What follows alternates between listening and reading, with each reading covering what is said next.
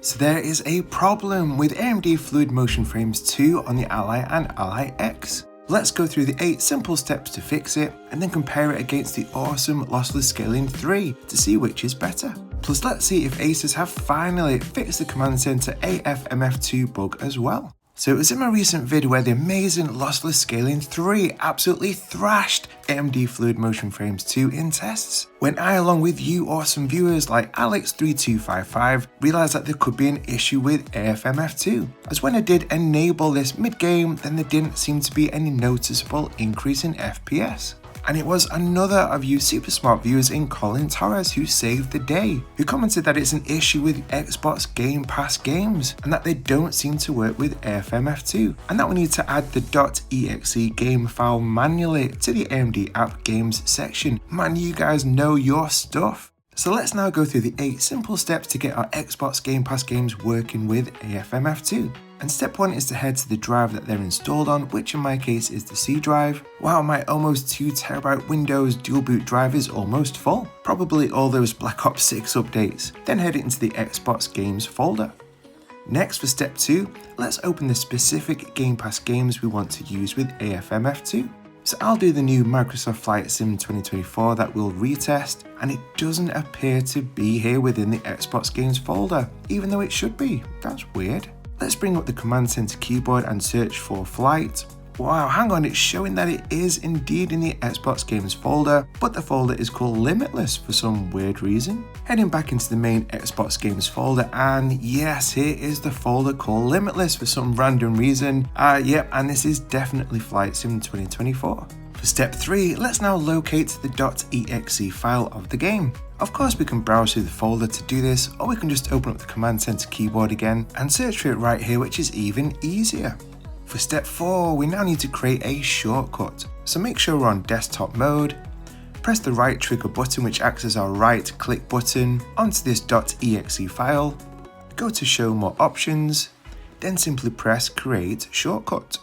And now if we head back into the game folder, we can see that this brand new shortcut file has now been created that we'll use in just a moment. For step 5, let's open the AMD app. So let's minimize our game folder, find the AMD app and then load that bad boy up.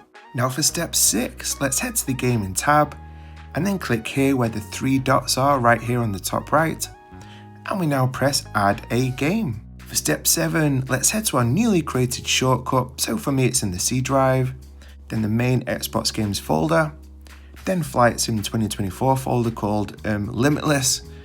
Click the content folder, scroll all the way to the bottom to find our newly created shortcut of the .exe file and click on this. And if this is successful, then our shortcut should now appear here within the games library section in the AMD app. And for the final step 8, let's enable AFMF2 by heading to graphics, then turning on the AFMF2 toggle, which of course automatically enables anti-lag.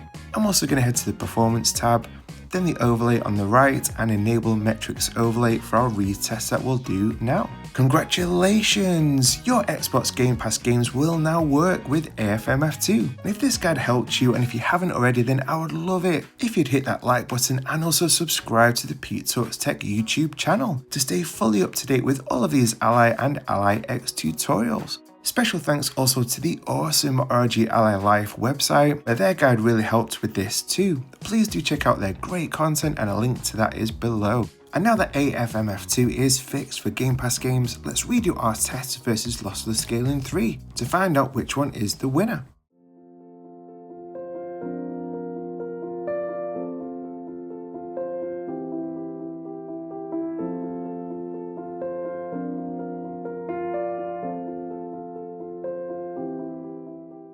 So in that recent video when lossless scaling 3 was enabled, we hit that blue button for the countdown and our FPS doubled to the low 50s, which is insane for such a demanding game that Microsoft Flight Sim 2024 is. And I was blown away just how noticeably smoother and fluid it felt as we cruised around the skyscrapers of New York City. And even doing some wild camera movements to really test out the lag was very impressive, as no noticeable latency seemed to be present, and lossless scaling 3 was my preferred way to play this. So now let's launch Flight Sim 2024 from Armoury Crate. Let's make sure it's not on desktop mode anymore and it's set to gamepad, which is the number one mistake us Ally owners make. Let's change from windowed to full screen for AFMF2, and also our display is 1080p. Let's head to New York, and it's still around the low 20s in FPS. It's definitely playable, but it feels very sluggish, and AFMF2 does not appear to be working, even though we fixed it.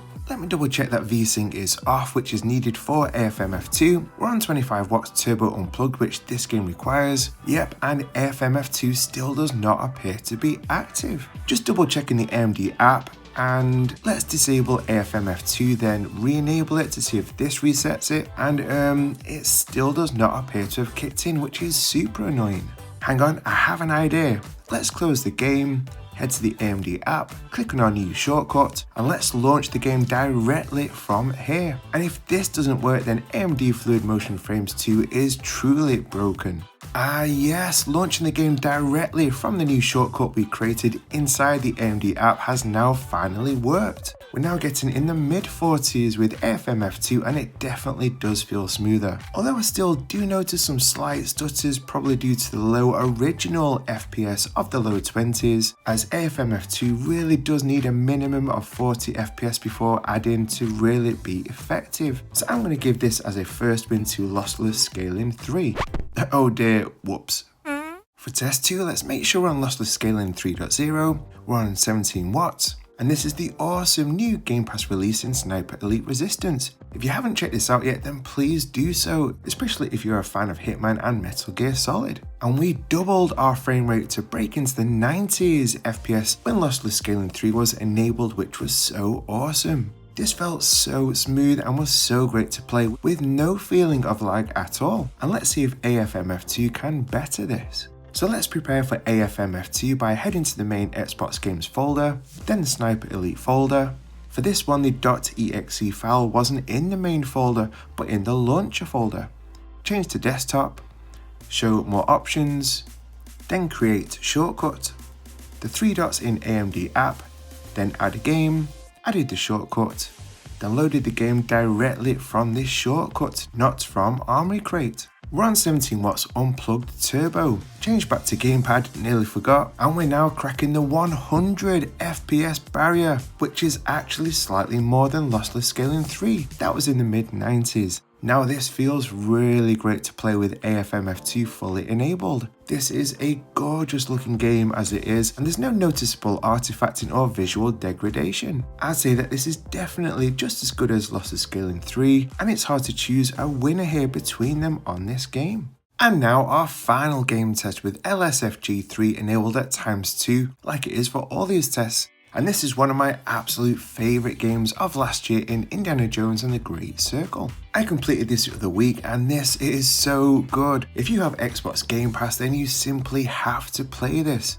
And legging it round as fast as we can, we're getting mid 90s FPS, which is crazy. I'll tell you what, I don't know how this solo developer of Lossless Scaling is not a billionaire CEO of a major tech company. How he's not is beyond me. I have no idea how he's able to do this. So in our Indiana Jones game folder, I've created a shortcut. I've just added it to my AMD app. Click on the shortcut, and as we now know, it is crucial that we launch any Game Pass game directly through this new shortcut inside the AMD app. We're on 25 watts turbo unplugged like Lossless Scaling 3 before. Let's change to gamepad mode. And now with AFMF2 fully implemented, we're getting in the 90s too, just like Lossless Scaling 3. And to my eyes, it feels and looks so great, just like LSFG3. Again, for me, there doesn't really seem to be a whole lot in it between the two of them.